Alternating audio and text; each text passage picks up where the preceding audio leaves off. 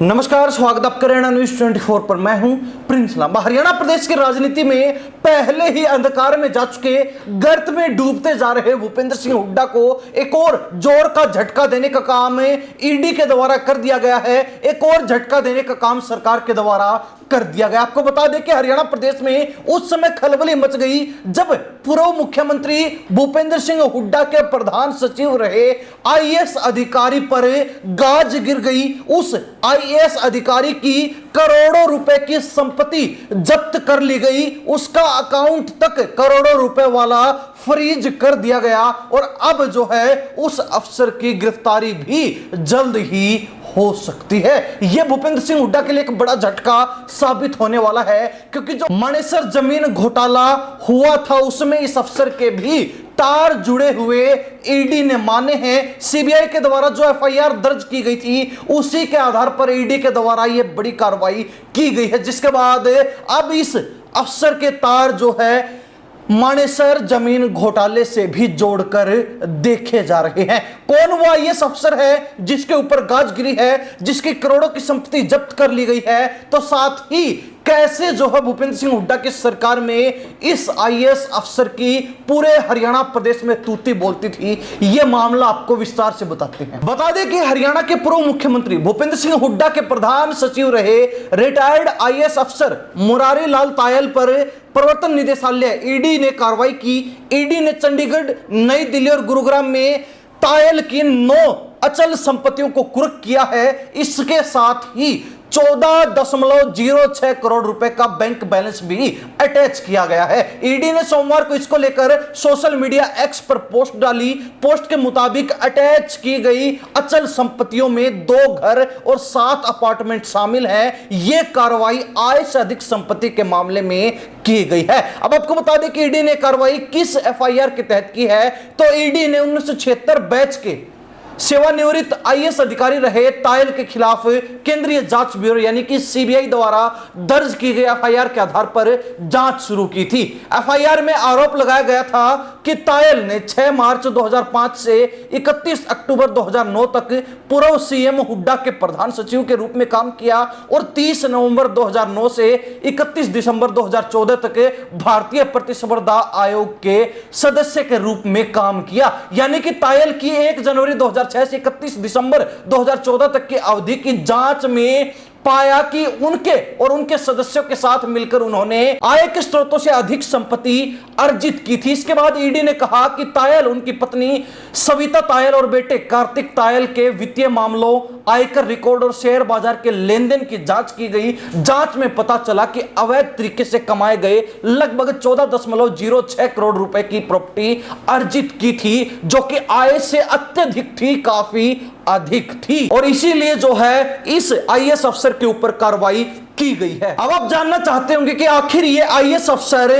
ML Murari Lal Tayal है कौन, तो बता दें कि ये वही अफसर है जिनकी हुड्डा सरकार में पूरे हरियाणा प्रदेश में तूती बोलती थी, क्योंकि 2005 से 2009 तक बतौर मुख्यमंत्री भूपेंद्र सिंह हुड्डा के पहले कार्यकाल में जो एमएल तायल है वो उनके प्रिंसिपल सेक्रेटरी थे, यानी कि प्रधान सचिव थे।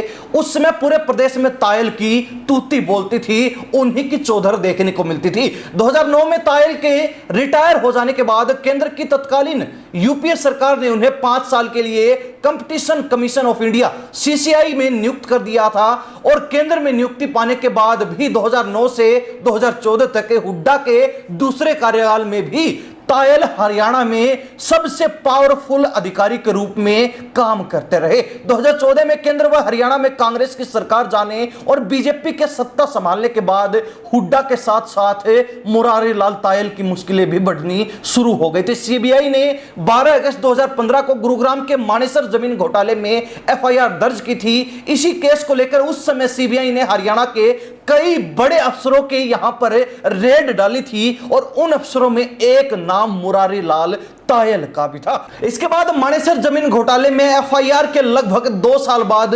2017 में सीबीआई ने आय से अधिक प्रॉपर्टी अर्जित करने के आरोप में मुरारी लाल तायल, उनकी पत्नी सविता तायल और परिवार के अन्य सदस्यों के खिलाफ अलग से एफआईआर दर्ज की। हालांकि यह एफआईआर भी मानेसर जमीन घोटाले में की गई इन्वेस्टिगेशन के दौरान मिले सबूतों के आधार पर ही दर्ज की गई थी। आपको बता दें कि जो मुरारी लाल तायल आईएएस अफसर रहे हैं, उनकी पत्नी प्रिंसिपल से रिटायर हुई थी 2012 में और उसके बाद उन्हें हुड्डा सरकार ने हरियाणा लोक सेवा आयोग यानी कि एचपीएससी का मेंबर बना दिया। वह 2016 में एचपीएससी मेंबर के रूप में भी रिटायर हो गई। बता दें कि एमएल तायल सर्विस के दौरान अलग अलग जिलों और विभागों में कई अहम ओहदों पर काम करते रहे।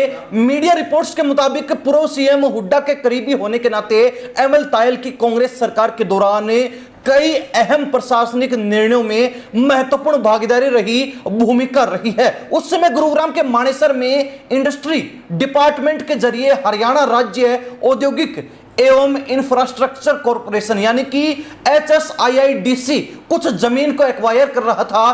कहा जाता है कि इस जमीन को रिलीज करने समेत दूसरे महत्वपूर्ण फैसलों में भी एमएल तायल का बड़ा अहम रोल रहा है और यही बड़ी वजह मानी जा रही है कि मानेसर जमीन घोटाले में सीबीआई के द्वारा एफआईआर दर्ज करके जो जांच की गई थी उसमें एमएल तायल के खिलाफ भी कुछ तथ्य जुटे थे, कुछ सबूत पाए गए थे, जिसके चलते आय से अधिक संपत्ति होने के आरोपों पर फिर एमएल तायल यानी कि आईएएस अफसर मुरारी लाल तायल और उनके परिवार के सदस्यों के खिलाफ अलग से सीबीआई ने एफआईआर दर्ज की और अब जो है उस केस को ईडी ने अपने हाथ में लेकर बड़ी कार्रवाई करते हुए इस आईएएस अफसर के 14 करोड़ रुपए जो बैंक खाते में थे उनको अटैच कर लिया, उनको जब्त कर लिया और साथ ही 2 घर 7 फ्लैट कुल 9 अचल संपत्तियां भी जब्त कर ली है। यानी कि हुड्डा के करीबी रहे, हुड्डा के प्रधान सचिव रहे, सबसे खास अफसर पर